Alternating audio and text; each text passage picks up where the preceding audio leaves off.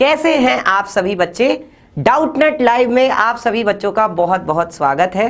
तो बेटा जी कैसे हैं आप सभी, जल्दी से अपना हालचाल बता दो भाई, सुना दो। अमित सर आ चुके हैं, 12 बज चुके हैं घड़ी में, और जब 12 बजे हैं तो भाई अमित सर की कक्षा का समय हो गया है।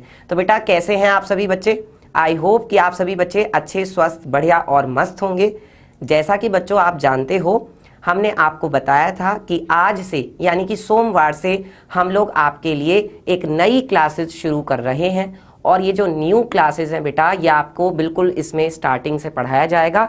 तो आज मैं आपके लिए जो आपका पहला अध्याय है, कौन सा, वास्तविक संख्याएं, वो हम लेकर के आ गए हैं। और हम लोग बेटा बहुत अच्छे से पढ़ाई करने वाले हैं। मैंने आपको बताया भी था कि आपको गणित से डरने की जरूरत नहीं है। जब हम लोग प्रैक्टिस करेंगे और जब हम लोग अमित सर के साथ पढ़ाई करेंगे तो हमें बिल्कुल भी डर नहीं लगेगा। और जो किसी एक आध बच्चे के अंदर थोड़ा बहुत है भी तो वो निकल के बाहर भाग जाएगा। तो चलिए बच्चों शुरू करते हैं आज की क्लास अपनी, और इस एक नई उम्मीद के साथ, एक नए जोश के साथ, और प्यारे बच्चों एक नई उमंग के साथ कि हमें बहुत अच्छे से पढ़ाई करनी है और डेली क्लासेस अटेंड करनी है। ये सारी बातों को ध्यान में रखते हुए और शुरू करते हैं अपनी आज की क्लास। बच्चों आज का जो हमारा पहला चैप्टर है, कक्षा 10 का वास्तविक संख्याएं। और हम आज इसमें क्या पढ़ने वाले हैं, चलो देख लेते हैं बेटा। तो आज इसमें हम पढ़ेंगे संख्या पद्धति, यानी कि हमारे पास जो संख्याएं हैं वो कौन कौन सी संख्याएं हैं, उन्हें क्या क्या नाम दिए गए हैं। उसके बाद है बच्चों हमारी यूक्लिड विभाजन प्रमेयिका, और ये यूक्लिड विभाजन प्रमेयिका बहुत इंपॉर्टेंट है। इसके बाद बच्चों हम पढ़ेंगे कुछ एक आध सवाल, महत्वपूर्ण प्रश्न, जो कि बोर्ड परीक्षा से भी बहुत रिलेटेड है, बहुत ज़्यादा संबंधित है, इंपॉर्टेंट है, जिनके बोर्ड परीक्षा में आने की संभावना काफ़ी होती है। ठीक है बच्चों, चलिए शुरू करते हैं भाई। और सबसे पहले बेटा मैं आपको बता दूं, हमारा जो ये टाइम टेबल है, हमारी जो ये क्लासेस हैं, इनका टाइम टेबल क्या है। ये क्लासेस बिल्कुल नई शुरू हुई हैं बच्चों। कक्षा 10 के लिए हिंदी माध्यम में रोजाना होंगी, और सुबह 10 बजे आपकी विज्ञान की कक्षा हुई होगी। अभी जैसे आपको रुचि कटियार में हमने भौतिक विज्ञान पढ़ाया होगा, उसी में आपको प्यारे बच्चों 10 बजे ही रसायन विज्ञान भी पढ़ाया जाएगा, जीव विज्ञान भी पढ़ाया जाएगा, और 12 बजे दोपहर में आपकी गणित की कक्षा होगी जिसमें मैं आपको पढ़ाऊंगा बेटा। ठीक है, तो ये होगा हमारा टाइम टेबल। अब चलते हैं आगे, और सबसे पहले प्यारे बच्चों ये जानने की कोशिश करते हैं कि हमारे पास कौन कौन सी संख्याएं हैं। क्योंकि बेटा देखो, जो ये हमारा अध्याय है संख्या पद्धति वाला, ये हमारा 9th क्लास से रिलेटेड है। 9th क्लास में हमने एक चैप्टर पढ़ा है संख्या पद्धति, और यही इकाई यहाँ पर आकर के प्यारे बच्चों वास्तविक संख्याओं में बदल जाती है। तो जो संख्या पद्धति हमने 9th क्लास में पढ़ा था, उसमें हमने बहुत सारी संख्याएं पढ़ी थी। ठीक है, अब उसी को हम आगे बढ़ा रहे हैं, और सबसे पहले आती है प्यारे बच्चों प्राकृत संख्याएं, या जिसको हम प्राकृतिक संख्याएं भी कहते हैं। अब पहले तो ये समझो बेटा कि जो ये प्राकृतिक संख्याएं हैं ये क्या होती हैं। जैसे अगर मैं आपको नॉर्मल एग्जाम्पल दूं डेली लाइफ का, तो मैं आपसे ये पूछता हूँ बेटा, बताओ बच्चों कि आपके आसपास गिन कर मुझे ये बताओ कितने पेड़ हैं। तो आप क्या करोगे, आप गिनना शुरू कर दोगे कि सर 1 2 3 4 5 6 7 8 9, और आप मुझे गिन करके सारे के सारे पेड़ बता दोगे। यही होगा। अगर मैं आपसे ये पूछता हूँ बताओ बच्चों आपके घर में कितनी कुर्सियां हैं, या मैं आपसे ये पूछता हूँ कि बताओ बच्चों आपके घर में कितनी मेज हैं, तो आप मुझे गिनकर बता सकते हो कि सर गिनती कहाँ से शुरू करोगे आप, 1 2 3 4 5 6, और जितनी भी होंगी आप गिन के मुझे बता दोगे। तो बेटा वो सभी संख्याएं जिनको हम गिनती करने के काम में लाते हैं उनको हम प्राकृतिक संख्याएं कहते हैं। प्राकृतिक क्यों कहते हैं प्यारे बच्चों, क्योंकि ये जो प्राकृतिक शब्द है ये आया है प्रकृति से। कहाँ से आया है बच्चों ये शब्द, प्रकृति से। और प्रकृति का मतलब होता है नेचर। ठीक है, नेचर यानी कि हमारे आसपास, हमारे नेचर में जितनी भी सारी चीजें हैं जिनको हम गिनने के काम करते हैं, गिनने के काम में लाते हैं, उन सभी संख्याओं को हम प्राकृतिक संख्याएं कहते हैं, जो नॉर्मल हम लोग गिनती के यूज में लाते हैं। अब प्राकृतिक संख्याएं कौन कौन सी होती है बेटा, 1 से शुरू होती है, क्योंकि गिनती हम कहाँ से शुरू करते हैं, 1 से शुरू करते हैं। तो 1 आया, फिर 2 आया, फिर 3 आया, फिर 4 आया, फिर 5 आया, फिर 6, फिर 7, फिर 8, फिर 9, और इस तरह से ये चलती गई कहाँ तक। क्या कोई बता सकता है कि कहाँ तक चलती जा रही है? नहीं बता सकता बेटा, क्योंकि संख्याओं का कोई अंत नहीं है। इसका मतलब ये अनंत तक जाती है। कहां तक जाती है बच्चों? अनंत तक, यानी कि चलती जाती है पता नहीं कहां तक, अनगिनत रूप से। और शुरू कहां से होती हैं बच्चों? ये शुरू होती हैं 1 से। तो वो सभी संख्याएं जो गिनती के काम में आती हैं 1 से शुरू होती हैं, प्राकृतिक संख्याएं कहते हैं। क्योंकि बेटा इसको हम इंग्लिश में नेचर बोलते हैं, प्रकृति शब्द को, इसीलिए प्राकृतिक संख्याओं को इंग्लिश में नेचुरल नंबर्स कहा जाता है। कौन से नंबर्स कहा जाता है बच्चों? Natural numbers. और हो सकता है आप में से बहुत सारे बच्चों को ये पता भी हो। ठीक है, तो बेटा क्योंकि इसको हम किससे प्रदर्शित करते हैं? नेचुरल नंबर्स, इसलिए ये जो हमारे पास संख्या समूह हमें मिला है, ये पूरा का पूरा संख्या समूह, इसको बेटा हम कैपिटल N से प्रदर्शित करते हैं। किससे प्रदर्शित करते हैं? कैपिटल N से। अब एक तो हमारे पास ये संख्याएं हो गई। अब बेटा जब और आगे खोज हुई, बहुत सारी रिसर्च की गई, बहुत सारे आविष्कार हुए, नई नई खोजें हुई, तो उसके बाद ये बात आई कि भाई 9 के बाद अगर हमें किसी संख्या को लिखना है तो उसे हम कैसे लिखेंगे? क्या हमें 0 की जरूरत नहीं पड़ेगी? भाई पड़ेगी 0 की जरूरत, क्योंकि 9 के बाद हमें 10 लिखना है। तो 10 लिखने के लिए मुझे एक तो 1 चाहिए और एक 0 चाहिए, तो 0 की खोज की गई। अब 0 की खोज की गई तो भैया फिर 0 को कहां पे रखा जाए? उसे भी तो एक किसी संख्या समूह में हमें नाम देना पड़ेगा, कोई एक ऐसा समूह बनाना पड़ेगा जिसमें हम 0 को रख सके। क्योंकि जब कभी भी हम गिनती शुरू करते हैं बेटा तो 0 से तो गिनती शुरू करते नहीं है। गिनती कहां से शुरू करते हैं? हमेशा 1 2 3 4 5 6 7 8 9 10 ऐसे, कभी भी 0 से तो नहीं शुरू करते ना गिनती। इसका मतलब अगर एक संख्याएं ऐसी आ गई जिसमें क्या हुआ प्यारे बच्चों, जिनको हमने पूर्ण संख्याएं कहा। और पूर्ण संख्याएं कौन होती हैं बेटा? पूर्ण संख्याएं वो होती हैं जब हमारे पास क्या था, देखो हमारे पास 1 से शुरू हो रही थी गिनती, 1 1 के बाद 2 2 के बाद 3 3 के बाद 4, और इसमें क्या हुआ, अब बेटा इसी में ही 0 भी आ गई। इसी में ही कौन आ गई? 0 भी आ गई, और हमने 0 को भी मिला दिया, और ये संख्याएं आगे तक चलती गई। 4 के बाद 5, फिर 6, फिर 7, और ये कहां तक चलती गई बेटा? ये भी अनंत तक चलती गई।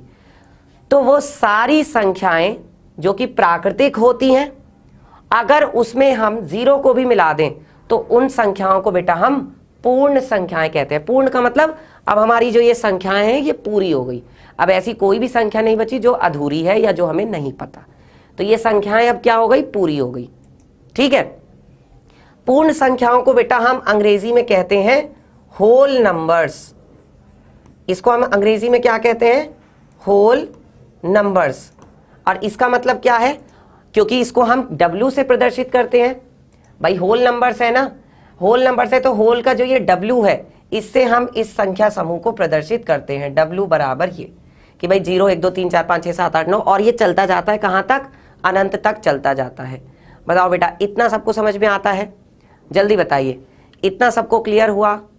इतना सबको समझ में आ गया? अगर बच्चों आपको ये क्लास अच्छी लग रही है, आपको चीजें समझ में आ रही हैं, तो आप क्लास को लाइक करिए, ठीक है, शेयर करिए अपने दोस्तों के साथ, और जो हमारा YouTube चैनल है डाउटनट कक्षा 6 से 10 हिंदी मीडियम, उसे सब्सक्राइब करिए, और जो डाउटनट का जो वो बेल आइकन है उसे प्रेस कर दीजिए, जिससे कि जो नोटिफिकेशन है क्लास की वो आपके पास तुरंत आ जाए जैसे ही क्लास शुरू हो। ठीक है बच्चों, चलिए अब यहाँ पर क्या है बेटा, देखो पूर्ण संख्याएं भी हो गई, लेकिन अभी भी कुछ तो कमी रह गई। कुछ ऐसी कमी रह गई जैसे मान लो अगर मैं आपसे ये पूछूं, बताओ बच्चों कि शिमला का तापमान कितना है, या मान लो लद्दाख का तापमान कितना है। अब मान लो मुझे तापमान बताना है, तो तापमान आप जानते हो कि भाई शिमला और लद्दाख में तो बहुत ज्यादा ठंड पड़ती है, तो वहां तो तापमान कहाँ पहुंच जाता है? माइनस में पहुंच जाता है। माइनस में पहुंच जाता है मतलब अब हमें ऐसी संख्याओं की जरूरत पड़ेगी जो कि क्या हो? जो कि प्यारे बच्चों ऋणात्मक हो। मतलब अब इन संख्याओं को कहां रखा जाए? भाई प्राकृतिक संख्याएं तो 1 से शुरू हो गई, पूर्ण संख्याएं 0 से शुरू हो गई, तो कुछ ऐसी भी तो संख्याएं होंगी जिसमें ऋणात्मक संख्याएं भी आती हों, तो उस संख्या समूह को हम क्या नाम देंगे? तो बेटा उसको हमने नाम दिया है पूर्णांक। उसको हमने क्या नाम दिया है? पूर्णांक नाम दिया है। तो जरा ध्यान देंगे प्यारे बच्चे, हमारे पास कौन कौन सी संख्याएं थी? ये वाली पूर्ण संख्याएं थी हमारे पास। ध्यान दो, 0 0 के बाद 1 1 के बाद 2 2 के बाद 3 3 के बाद 4 4 के बाद 5, और इस तरह से ये चलती जा रही थी अनंत तक। ये सारी हमारे पास पूर्ण संख्याएं थी पहले से ही, लेकिन क्या हुआ, जब हमें ऋण संख्याओं की जरूरत पड़ी तो उन ऋणात्मक संख्याओं को हमने इस संख्या समूह के साथ रख दिया। तो क्या हुआ भाई, जैसे 0 के बाद 1 आता है तो 0 से पहले क्या आएगा, माइनस का 1 आएगा। जैसे 0 के बाद क्या आता है, 2 आता है, तो -1 से पहले क्या आएगा, माइनस का 2 आएगा। फिर 2 के बाद क्या आता है, 3 आता है, तो -2 से पहले क्या आएगा, माइनस का 3 आएगा। और ये भी कहां तक चलता जाएगा बच्चों, माइनस अनंत तक चलता जाएगा। तो ये जो हमारे पास एक नया संख्या समूह प्राप्त हुआ, इसको हम कहते हैं बच्चों पूर्णांक। इसको हम क्या कहते हैं बेटा, पूर्णांक कहते हैं। आई होप कि आप सभी बच्चों को ये बात समझ में आ रही होगी। ठीक है, अब हुआ क्या, देखो हमारे पास यहां से लेकर के यहां तक कौन सी संख्याएं थी, पूर्ण संख्याएं थी। ठीक है, और उन पूर्ण संख्याओं में मैंने ये कौन सी संख्याएं हैं, ये मैंने ऋणात्मक संख्याओं को जोड़ दिया, मतलब मिला दिया। जोड़ने का मतलब मिला दिया। पूर्ण संख्याओं में मैंने ऋणात्मक संख्याओं को मिला दिया, तो मुझे एक नया संख्या समूह प्राप्त हुआ, पूर्णांक। और पूर्णांक को हम अंग्रेजी में क्या कहते हैं बच्चों, इंटीजर्स कहते हैं। इंटीजर्स, पूर्णांक को हम अंग्रेजी में कहते हैं इंटीजर्स, और इसीलिए हम इसको आई से प्रदर्शित कर देते हैं। इसीलिए हम इसको किससे प्रदर्शित करते हैं बच्चों, आई से प्रदर्शित करते हैं। बताइए, इतना सबको समझ में आया? तो ये सारी हमारे पास बच्चों संख्याएं हैं। आई होप कि आप सभी बच्चों को इतना समझ में आ गया होगा। क्लियर है इतना? बताओ जल्दी से, सबको इतना समझ में आ रहा है? अगर समझ में आ रहा है तो बेटा मुझे जल्दी से थम्स अप कर दो कि हाँ सर हमें इतना समझ में आ गया, तो फिर हम लोग आगे बढ़े। बताओ जल्दी से, ठीक है?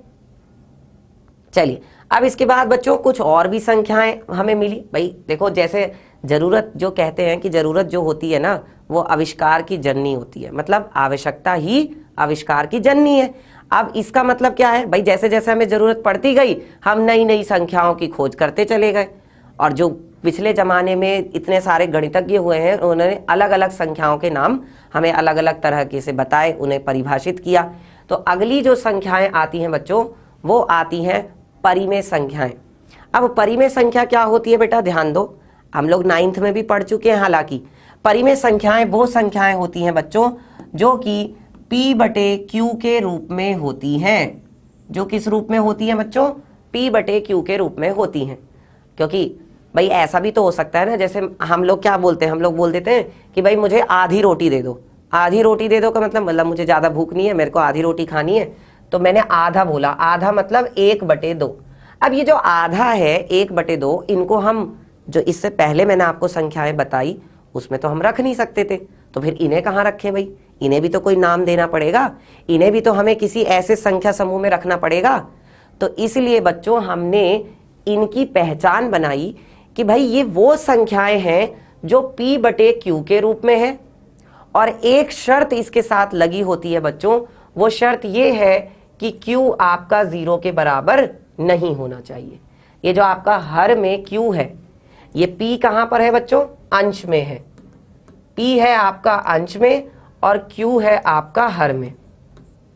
P आपका अंश में, Q हर में है, तो अंश बटे हर के रूप में जो संख्या होगी P/Q के रूप में, उसको हम परिमेय संख्या कहेंगे। लेकिन शर्त यह है कि Q 0 के बराबर नहीं होना चाहिए। अगर Q 0 के बराबर हो गया फिर उसे हम परिमेय संख्या नहीं कहेंगे। ध्यान दो बच्चों, जैसे मान लीजिए हमारे पास एक संख्या है 3/4, एक संख्या है 5/4, एक संख्या है हमारे पास 35/29। तो ये सभी संख्याएं कैसी हैं, ये सभी संख्याएं प्यारे बच्चों P/Q के रूप में है, और इसीलिए इन्हें हम परिमेय संख्याएं कह रहे हैं। और इसके साथ शर्त क्या है बच्चों कि इन सब का जो Q है, मतलब इन सब का जो हर है, वो 0 के बराबर नहीं है। देख लो आप, यहाँ पर जो Q है, देखो यहाँ पे 4 है, यहाँ पे भी 4 है, और यहाँ पर 29 है। हम तो बहुत अच्छे से जानते हैं 4 कभी भी 0 के बराबर नहीं हो सकता, 29 भी कभी भी 0 के बराबर नहीं हो सकता। ठीक है, आई होप कि आप सभी बच्चों को इतना समझ में आ रहा होगा। ये हम लोग पढ़ चुके हैं 9th क्लास में, फिर भी हम एक बार रिकॉल कर रहे हैं सारी संख्याओं को, जिससे हमें अब आगे जो चैप्टर है वो अच्छे से समझ में आए। इसके बाद अगली संख्याएं आती हैं बच्चों अपरिमेय संख्या। अब ये कौन सी संख्याएं होती हैं, ये भी आप वैसे जानते हैं। अपरिमेय संख्याएं वो संख्याएं होती हैं बच्चों जो p बटे q के रूप में व्यक्त नहीं की जा सकती, जिन्हें हम p बटे q के रूप में व्यक्त नहीं कर सकते। जैसे कि आप जानते भी हो बेटा, एक बहुत ही बहुत बहुत बहुत फेमस संख्या है जिसको हम कहते हैं पाई। बताओ पाई का मान कोई बता सकता है क्या? कोई भी बच्चा जिस किसी को पता हो जल्दी से बताइए, पाई का मान क्या होता है बेटा? जल्दी बताना तो मुझे, बताओ फटाफट, पाई का मान क्या होता है?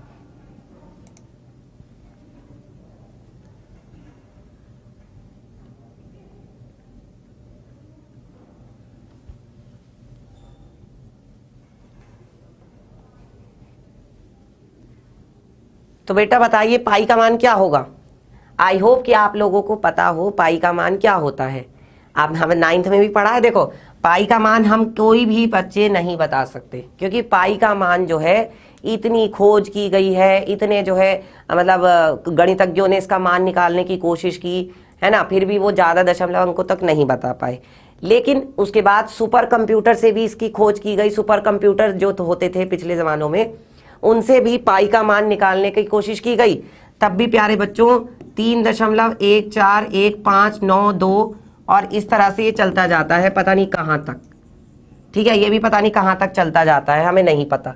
तो बेटा देखो, जब हमें ये ही नहीं पता कि ये कहाँ तक चलता जा रहा है ना, दशमलव प्रसार इसका चलता जा रहा है, चलता जा रहा है, कहाँ तक चलता जा रहा है नहीं जानता कोई भी।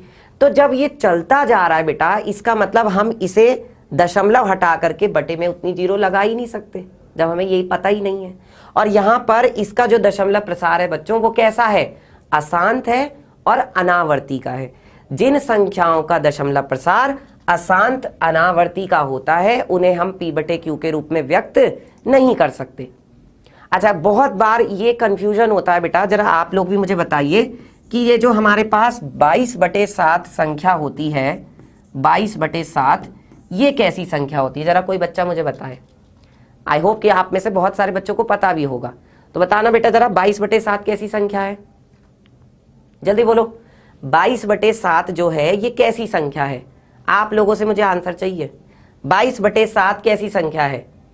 क्योंकि बहुत बच्चों को ये लगता है कि सर जब पाई जो है अपरिमेय संख्या है और पाई का मान हम 22/7 लेते हैं, इसका मतलब ठीक है ये भी अपरिमेय संख्या हो गई। नहीं, ऐसा नहीं होता बच्चों। पाई एक अलग संख्या है, 22/7 एक अलग संख्या है। पाई को हम कहते हैं अपरिमेय संख्या, जबकि ये जो 22/7 है ये आपकी परिमेय संख्या है। क्यों है ये परिमेय संख्या? क्योंकि आपने इसको p बटे q के रूप में लिख रखा है। ये तो p बटे q के रूप में है ना, तो जो p बटे q के रूप में है वो तो परिमेय संख्या होगी, और यहां पर इसका q भी 0 नहीं है। ठीक है, तो बेटा होता क्या है कि हम लोग गणना करने के लिए, ताकि हमें कैलकुलेशन करने में, सवालों को हल करने में आसानी रहे, इसलिए हम पाई का मान 22/7 ले लेते हैं। पर अगर बिल्कुल सही बात की जाए तो पाई का मान 22/7 नहीं होता है, वो हम लोग ले लेते हैं गणना करने के लिए, कैलकुलेशन करने के लिए। लगभग बराबर होता है पाई का जो मान है वो 22/7 के, इसलिए। ठीक है बच्चों, इतना सबको समझ में आया? अब चलते हैं अगली संख्याओं के बारे में जानते हैं। तो अगली हमारे पास संख्याएं हैं वास्तविक संख्याएं। अब बेटा वास्तविक संख्याएं कौन सी संख्याएं होती हैं, जरा ध्यान दो। अगर मैं क्या करूं बच्चों, अपनी परिमेय संख्याओं और अपरिमेय संख्याओं, अगर इन दोनों को मिला देता हूं, किसको किसको? परिमेय संख्याओं और अपरिमेय संख्याओं, दोनों को अगर मैं मिला देता हूं तो मुझे प्यारे बच्चों वास्तविक संख्याएं मिलेंगी। इसमें दो तरह की संख्याएं आती हैं, एक आती है आपकी परिमेय संख्या और एक आपकी आती है बच्चों अपरिमेय संख्या। कौन सी संख्या आती है? अपरिमेय संख्या आती है। तो हमारा जो चैप्टर है, हमारा चैप्टर ही क्या है? वास्तविक संख्या है। इसका मतलब बेटा हम इस अध्याय में परिमेय संख्याओं के बारे में भी पढ़ेंगे और अपरिमेय संख्याओं दोनों के बारे में पढ़ेंगे। ठीक है, परिमेय और अपरिमेय दोनों के बारे में पढ़ेंगे और बहुत अच्छे से पढ़ेंगे। क्लियर है इतना सबको? यहाँ तक सबको क्लियर हुआ? इतनी सब संख्याओं के बारे में जानकारी पता चल गई? चलो अब देखो बेटा नेक्स्ट क्या है। अगली हमारे पास संख्याएं हैं सम तथा विषम संख्या। अच्छा, ये तो सबको पता ही होगा, सम संख्याएं कौन सी होती हैं और विषम संख्याएं कौन सी होती हैं, ये तो सबको पता है ना, बताने की जरूरत है क्या? चलो आप ही लोग मुझे बता दो बेटा, जल्दी से फटाफट आंसर करो, कमेंट करके बताओ सम और विषम संख्याएं किन्हें कहते हैं। देखते हैं कौन कौन बच्चे बता पाते हैं। भाई कक्षा 10 के विद्यार्थी हैं, बोर्ड परीक्षाएं देने वाले हैं 2022 में, ऐसी थोड़ी ना होंगे। चलो बताओ बच्चों कितना है सम तथा विषम संख्याएं। और बेटा देखो, एक कहते हैं ना, कहावत है कि बूंद बूंद से घड़ा भरता है। तो अगर हम लोग अभी से ही थोड़ी थोड़ी प्रैक्टिस करते चलेंगे, लेकिन कंटिन्यूअस प्रैक्टिस करेंगे, तो बच्चों हमारी जो तैयारी है वो बहुत अच्छी होगी। और यकीन मानिए आप ही लोगों में से जो है बच्चे जो है ना वो टॉपर बनेंगे, आप ही बच्चों में से बच्चे टॉपर बनेंगे। तो बेटा कुल मिलाकर के सीधी बात मैं यही कहना चाह रहा हूँ कि जो आपकी ये क्लासेस आज से शुरू हुई हैं, इसको कोई भी क्लास को मिस मत करना, अच्छे से पढ़ाई करना, जो भी आपको पढ़ाया जाएगा उसको घर पे रिवाइज भी करना, ये बातें बहुत ज़रूरी हैं। ठीक है, चलो देखो सम संख्याएं कौन सी होती है बेटा? सम संख्याएं वो संख्याएं होती हैं जो दो से पूरी तरह भाज्य होती हैं। जो दो से पूरी तरह क्या हो जाती हैं? भाज्य हो जाती हैं। भाज्य मतलब पूरी तरह विभाजित हो जाती हैं। ठीक है, विभाजित का मतलब जिसको अगर आप 2 से भाग देते हो तो आपको शेषफल कितना मिलेगा? 0 मिलेगा। जैसे एग्जाम्पल के लिए प्यारे बच्चों 2 हो गया, 4 हो गया, 6 हो गया, 8 हो गया, 10 हो गया, ठीक है, 12 हो गया, और आगे भी चलती जाएंगी ये संख्याएं। ये सभी वो संख्याएं बच्चों जो 2 से पूरी तरह विभाज्य हैं, इसलिए हम इन्हें सम संख्याएं कहते हैं। उसके बाद आती है प्यारे बच्चों विषम संख्याएं। अब विषम कौन सी होंगी जरा ध्यान दो। ये तो हमारी सम संख्याएं हो गई, ये तो हमारी सम संख्याएं थी। विषम संख्याएं कौन होंगी? जो 2 से विभाज्य नहीं है।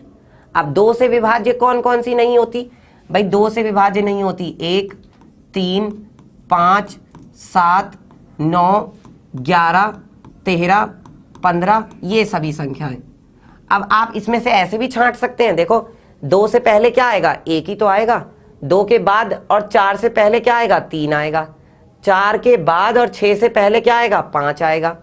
6 के बाद और 8 से पहले क्या आएगा? 7 आएगा। मतलब इनमें से जो संख्याएं बचती जा रही हैं उनको हमने अलग समूह में रखते चले गए, तो उनको हम प्यारे बच्चों विषम संख्याएं कहते हैं। संख्याओं के बारे में जानकारी कर रहे हैं हम लोग। देख लो कितना वास्ट है ये संख्या सिस्टम, मतलब संख्या पद्धति जो है, नंबर सिस्टम जो है, कितना बड़ा है ये, इसमें कितनी तरह की संख्याएं हैं। और इसीलिए पहले दिन मैं आपको संख्याओं के बारे में जानकारी दे रहा हूं, क्योंकि ये बहुत जरूरी है। अगर यही नहीं पता होगा तो फिर हम इसमें पढ़ेंगे क्या? ठीक है, चलो बेटा अगली देखो। हाँ, तो अगली हमारी संख्याएं आती हैं भाज्य संख्या, अभाज्य संख्या और सह अभाज्य संख्या। अब ये कौन कौन सी संख्याएं होती हैं बेटा? एक एक करके समझेंगे धीरे धीरे। देखो, भाज्य संख्याएं वो संख्याएं होती हैं जो अपने से और किसी दूसरे से भी क्या हो जाती हैं? पूरी तरह विभाजित हो जाती हैं। जो संख्याएं खुद से भी और किसी और संख्या से पूरी तरह विभाजित हो जाती हैं उसको हम कहते हैं भाज्य संख्या। जैसे मान लीजिए प्यारे बच्चों, हमारे पास एक संख्या है 4, एक हमारे पास संख्या है 6, एक हमारे पास संख्या है 8, एक हमारे पास संख्या है 9 और एक हमारे पास संख्या है 10। इस तरह से जो संख्याएं हैं प्यारे बच्चों, ये वो संख्याएं हैं जो खुद से भी भाग हो जाती हैं और किसी और से भी भाग हो जाती हैं। जैसे एग्जाम्पल के लिए अगर मैं 4 का एग्जाम्पल लूं तो 4 ऐसी संख्या है जो किससे भाग हो जाती है? 2 से भाग हो जाती है। और 4 जो है खुद अपने पहाड़े यानी कि 4 से भी भाग हो जाती है। अगर मैं बात करूं बेटा 9 की, तो 9 एक ऐसी संख्या है जो किस किस से भाग हो जाती है बेटा? जो 3 से भाग हो जाती है और जो 9 से भी भाग हो जाती है। इन दोनों से भाग होती है, तो ये भी एक क्या हुई? भाज्य संख्या हुई। उसके बाद आती है बच्चों जैसे 10, तो 10 क्या है? 10 देखो 2 से भी भाग होती है, पूरी तरह भाग हो जाती है। 10 जो है वो 5 से भी पूरी तरह भाग हो जाती है और 10 खुद से यानी कि अपने पहाड़े से, मतलब 10 से भी भाग होती है। तो इसलिए प्यारे बच्चों ये 10 भी क्या है? भाज्य संख्या है। अब बात आती है कि फिर अभाज्य संख्याएं कौन कौन सी हैं? बताओ बच्चों, अब बात आती है कि अभाज्य संख्याएं कौन कौन सी हैं। तो जो पहली और कह सकते हैं सबसे छोटी अभाज्य संख्या है बच्चों, वो है आपके पास 2। सबसे पहली और सबसे छोटी अभाज्य संख्या है 2। 2 के बाद आती है बेटा 3, 3 के बाद आती है 5, 5 के बाद आती है 7, 7 के बाद आती है 11, 11 के बाद आती है 13, 13 के बाद आती है 17, 17 के बाद आती है 19, और इस तरह से ये बेटा चलती जाती है। ये वो संख्याएं हैं जो सिर्फ खुद के पहाड़े में आती हैं। कौन सी संख्याएं हैं ये बेटा? ऐसी संख्याएं जो सिर्फ खुद के पहाड़े में आती है, ये कह सकते हैं जो खुद से और केवल 1 से भाग हो सकती हैं। ये किसी और के पहाड़े में नहीं आती, और ये थोड़ी सी अड़ियल प्रवृत्ति की होती है। अड़ियल मतलब थोड़ी सी ढीठ होती है, मतलब ये कहती है भाई मैं किसी और से भाग नहीं होंगी, मैं तो बस खुद से ही भाग होंगी। ठीक है, अब जैसे अगर एग्जाम्पल ले लूं, मान लो 13 ही है, तो आपने सुना है कभी 13 किसी और के पहाड़े में आता हो? होता है क्या ऐसा? 13 तो हमेशा 13 के ही पहाड़े में आएगा, और तो किसी के पहाड़े में आता ही नहीं है। अगर बात की जाए 17 और 19 की, तो ये भी क्या है? ये भी तो केवल अपने ही पहाड़े में आती हैं, किसी और के पहाड़े में तो आती नहीं है। इसका मतलब ये भी कैसी संख्याएं हैं?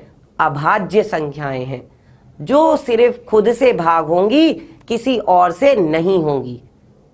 ठीक है, समझ में आ रही है बात? तो उनको हम कहते हैं बच्चों अभाज्य संख्याएं। क्लियर हुआ इतना? इसके बाद आता है बेटा सह अभाज्य संख्याएं। अब सह अभाज्य संख्याएं कौन सी होती हैं?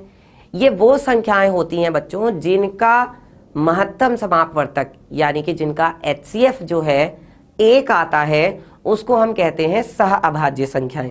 जैसे मान लीजिए अगर इन्हीं में से मैं 2 संख्याएं ले लेता हूं, 2 और 3, और अगर मैं 2 और 3 का क्या लेता हूं बेटा?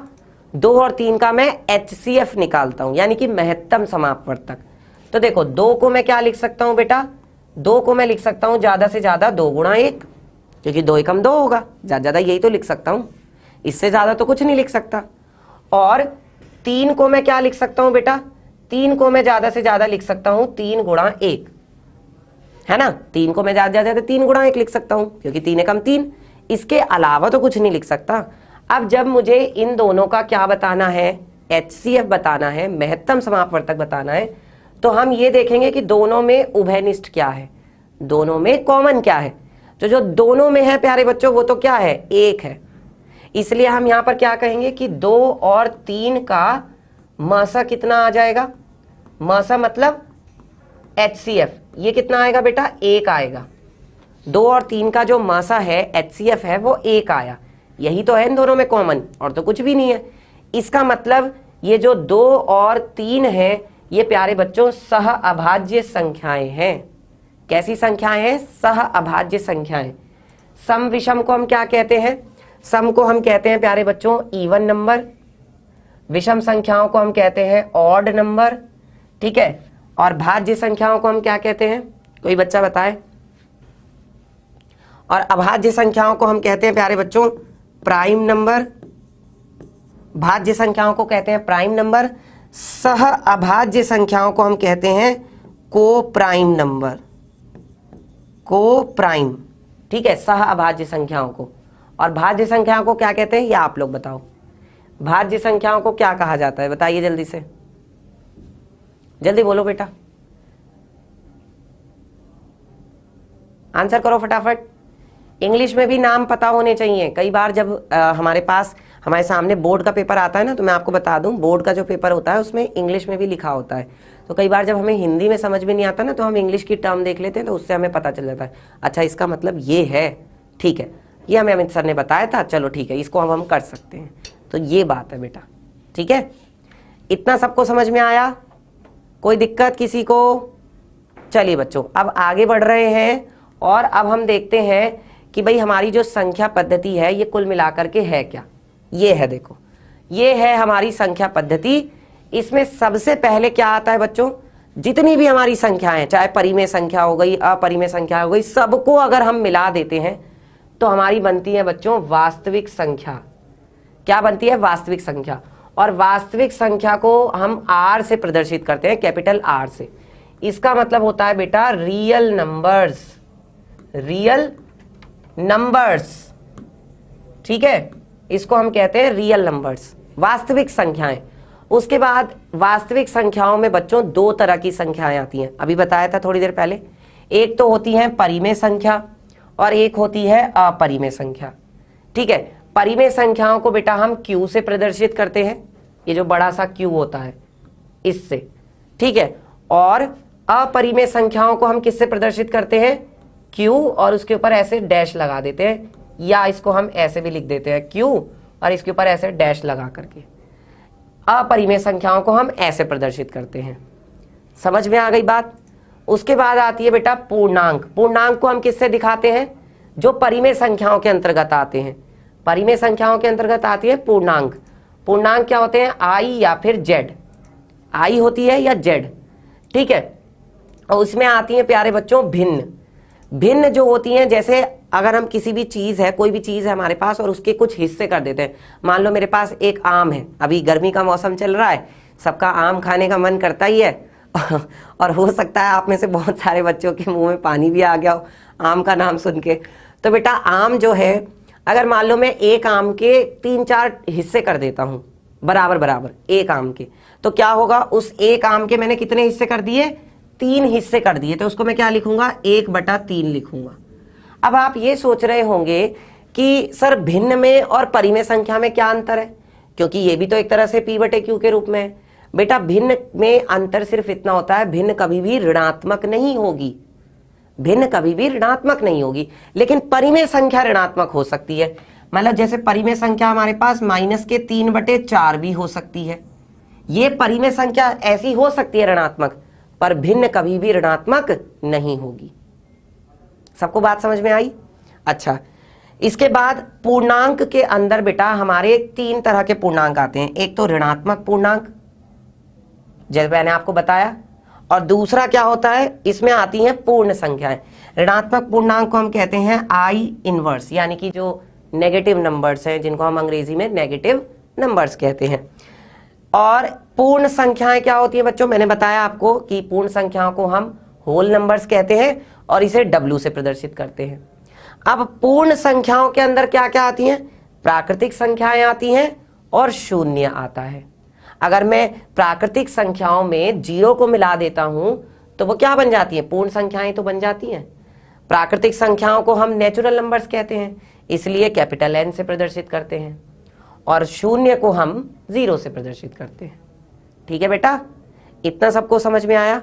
तो ये है हमारा पूरा का पूरा नंबर सिस्टम, यानी कि संख्या पद्धति, नंबर सिस्टम। ठीक है, इसको हिंदी में कहते हैं संख्या पद्धति। ठीक है बच्चों, सबको क्लियर हुआ इतना? तो जल्दी से आप लोग मुझे बता दीजिए, जो मैंने अभी तक आपको पढ़ाया क्या आपको समझ में आया? बताइए, जो अभी तक मैंने आपको पढ़ाया इतना सब कुछ सभी बच्चों को समझ में आ गया? कोई दिक्कत किसी बच्चे को? बताओ।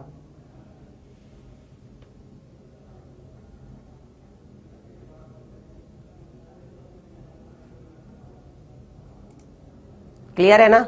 चलिए, तो बेटा जल्दी से, जैसे ही अगर आपको क्लास अच्छी लग रही है, आपको सारी चीजें समझ में आ रही हैं, तो आप अपना रिस्पॉन्स दीजिए। आप बताइए हमें कि हाँ सर हमें क्लास अच्छी लग रही है, पसंद आ रही है, हमें चीजें समझ में आ रही हैं, और लाइक जरूर कर दीजिए। चलिए बेटा आगे बढ़ते हैं, और अगली है हमारी जो टॉपिक है वो है यूक्लिड विभाजन प्रमेयिका। बेटा देखो, यूक्लिड विभाजन प्रमेयिका क्या है कि एक बहुत महान गणितज्ञ हुए हैं यूक्लिड जी। तो यूक्लिड जी ने अपनी एक प्रमेयिका बताई थी, और उनकी जो प्रमेयिका है वो महत्तम समापवर्तक निकालने के काम में आती है। अब वो क्या है यूक्लिड विभाजन प्रमेयिका? चलो देखते हैं। तो यूक्लिड विभाजन प्रमेयिका जो है बेटा वो ये है।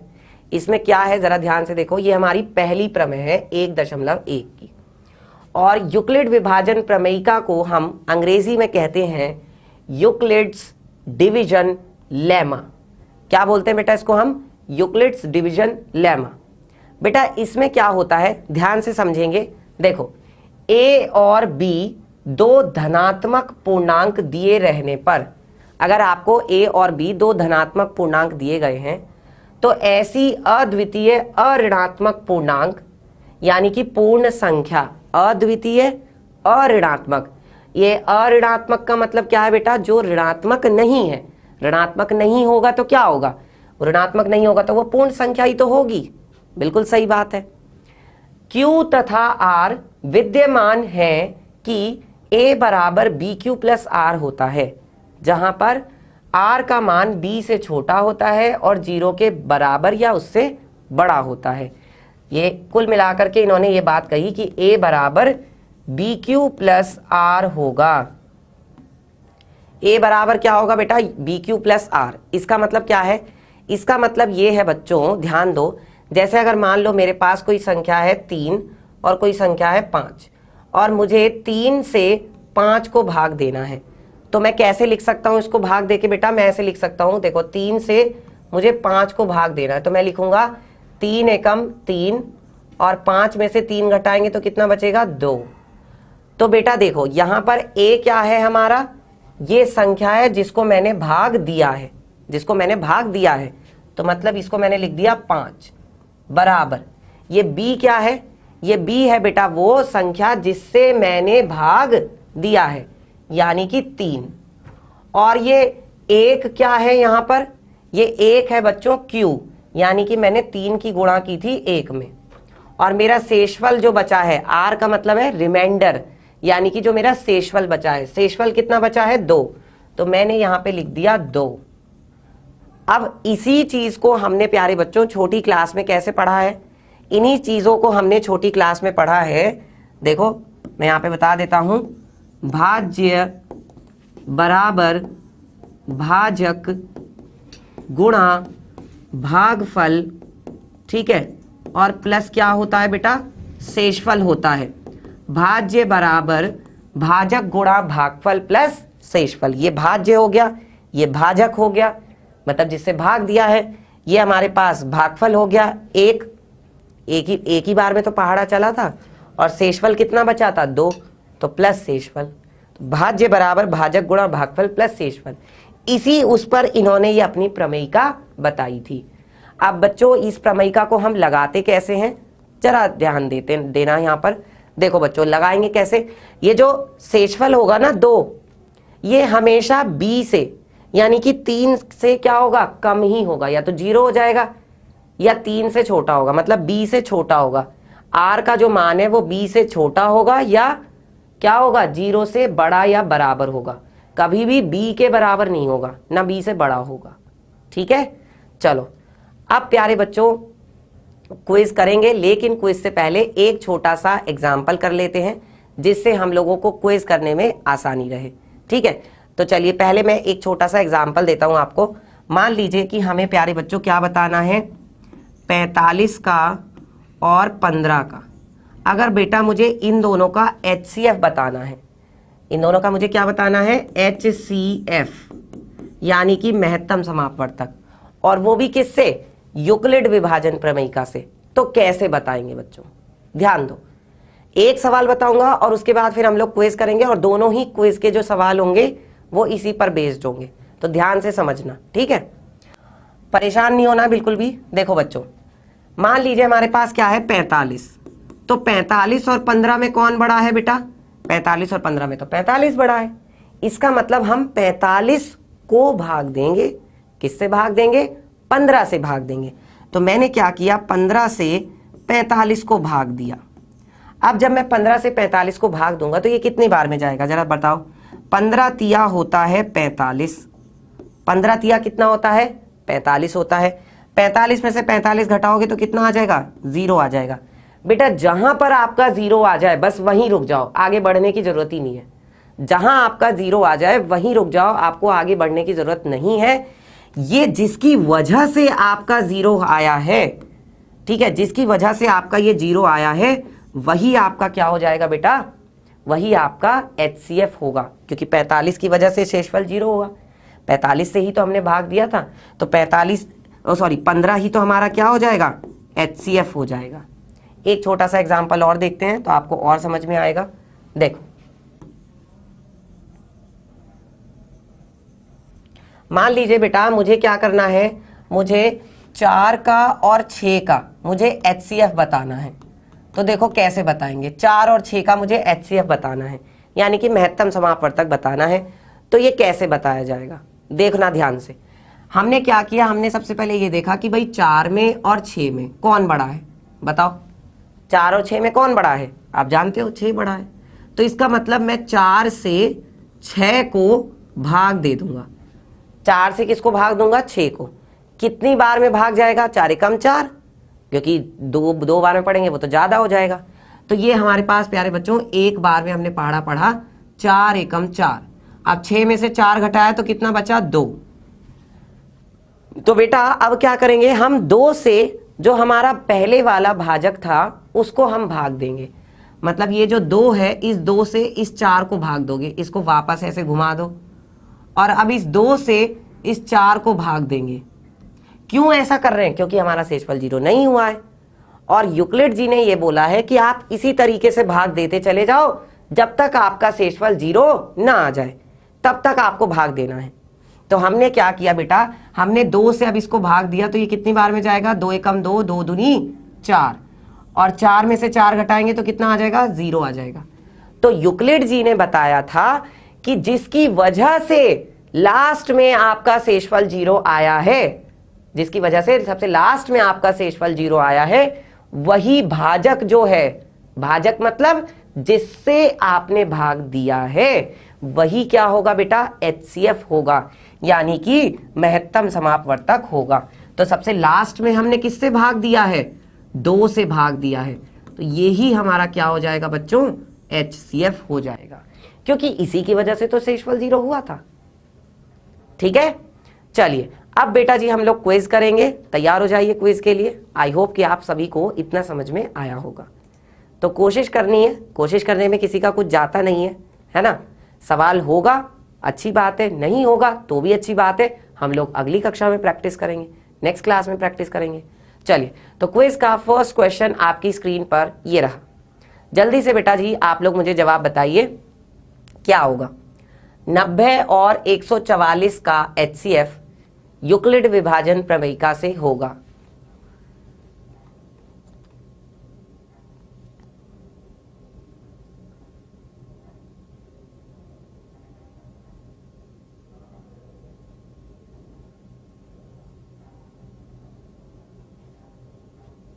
आंसर करिए बच्चों।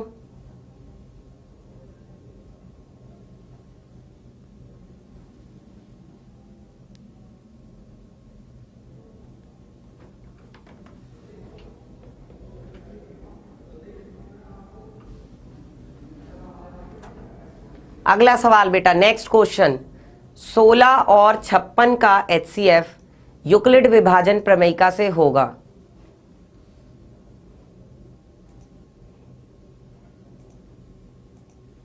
तो हमारा यहां पर कौन सा विकल्प सही होगा, A, B, C या फिर D? जल्दी से आप लोग मुझे कमेंट करके भी बता सकते हैं। तो कमेंट करके भी आप लोग मुझे बताइए कि कौन सा ऑप्शन सही है, A सही है, B सही है, C सही है या फिर D सही है।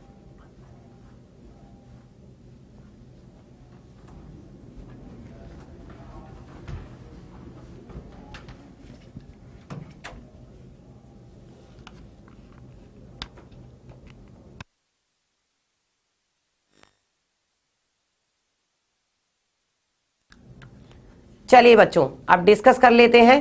देखो हमारे पास पहला जो सवाल है वो क्या दिया गया था हमें, फर्स्ट क्वेश्चन में हमें दिया गया था यहाँ पर, हाँ तो पहले क्वेश्चन में दिया गया था 90 और 144 का HCF यूक्लिड विभाजन प्रमेयिका से होगा। तो बस वही क्या करना है, आपको ये देखना है कि भाई 90 में और 144 में बड़ा कौन है। तो आपने क्या किया, आपने देखा कि भाई 90 में और 144 में बेटा 144 बड़ा है, तो आपने क्या किया, 90 से 144 को भाग दिया। अब 90 से 144 को भाग दोगे तो कितना आएगा, 90 से 144 को भाग देंगे तो कितना आएगा,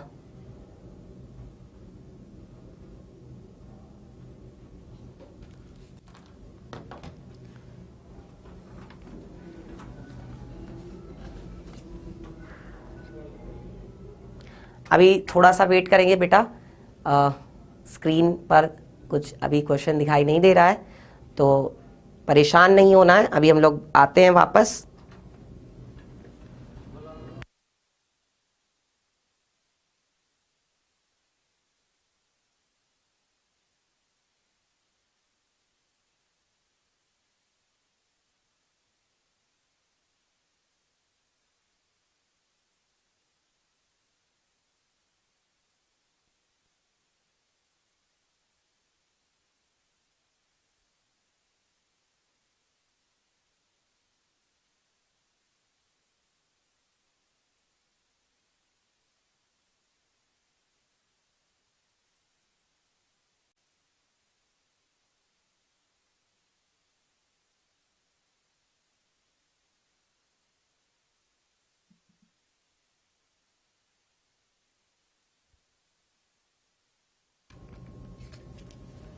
तो क्या करा प्यारे बच्चों, देखो सबसे पहले क्या करेंगे, 90 से 144 को भाग देंगे तो एक बार में पहाड़ा चलेगा, तो इसका मतलब कितना आएगा, 90 एकम 90 आ जाएगा। तो कितना होगा, 4 में से 0 जाएगी तो 4, और 14 में से 9 जाएगा तो आ गया 5, यानी कि 54 आ गया। अभी ये देखो 54 जो आया है, ये तो अभी हमारा शेषफल तो 0 हुआ नहीं, मतलब 54 से अब क्या करेंगे, अब की बार 90 को भाग देंगे। तो देखो 90 को भाग देंगे तो कितना आएगा, 54 एकम 54, कितना बचेगा हमारे पास, 10 में से 4 जाएगा तो 6 आएगा। और प्यारे बच्चों 8 में से 5 घटाएंगे तो कितना आएगा, 3 आ जाएगा। अभी 36 आया है, तो 36 भी भाई देखो शेषफल 0 नहीं हुआ, इसका मतलब 36 से अब किसको भाग देंगे, 54 को भाग देंगे। तो ये कितनी बार में जाएगा बेटा, ऐसा कब तक करेंगे भाई, कोई तो लिमिट होगी, ऐसा तब तक करेंगे बच्चों जब तक शेषफल 0 ना हो जाए। तो देखो 36 एकम 36, कितना बच गया, 14 में से 6 जाएगा 8, और क्या बचा हमारे पास यहाँ पे, 4 में से 3 गया 1, 18 आ गया। अभी भी शेषफल 0 नहीं है, तो अब की बार क्या करेंगे, 18 से 36 को भाग देंगे ई से। तो 18 से 36 को भाग देंगे तो कितना आ जाएगा, 18 दूनी 36, इसका मतलब यही हमारे पास शेषफल 0 आ गया। किसकी वजह से शेषफल 0 आया, 18 की वजह से, सबसे लास्ट में 18 से भाग दिया है, तो इसका मतलब बेटा हमारा सी विकल्प जो है बिल्कुल सही होगा। ठीक है, अगला क्वेश्चन देखते हैं। नेक्स्ट क्वेश्चन था 16 और 56 का HCF बताइए। तो बेटा 16 और 56 का HCF कितना आएगा, देखो 16 में और 56 में हम जानते हैं 56 बड़ा है। अब हमने क्या किया, 56 को भाग दिया किससे, 16 से, तो कितनी बार में जाएगा बेटा ये, 16 एकम 16, 16 दूनी 32, 16 × 48, और 48 के बाद कितना हो जाएगा, 16 चौका 64, तो 64 तो ज्यादा हो जाएगा, इसका मतलब 16 × 48, तो घटाया 16 में से 8 गया, 8 ही बचा, है ना। शेषफल 0 नहीं है, शेषफल 0 नहीं है, इसका मतलब क्या करेंगे बेटा, अब 8 से 16 को भाग देंगे, तो 8 से 16 को भाग देंगे तो कितना आएगा, 8 दूनी 16, और 16 में से 16 घटाया तो शेषफल क्या हो गया, 0। जहां पर शेषफल 0 होगा वहीं रुक जाओगे, इसका मतलब 8 से सबसे लास्ट में आपने भाग दिया है, तो आपका जो HCF होगा बेटा वो क्या हो जाएगा, 8 हो जाएगा। आपका डी विकल्प सही है बिल्कुल। ठीक है, आई होप कि आप सभी बच्चों को ये सवाल समझ में आ गया होगा।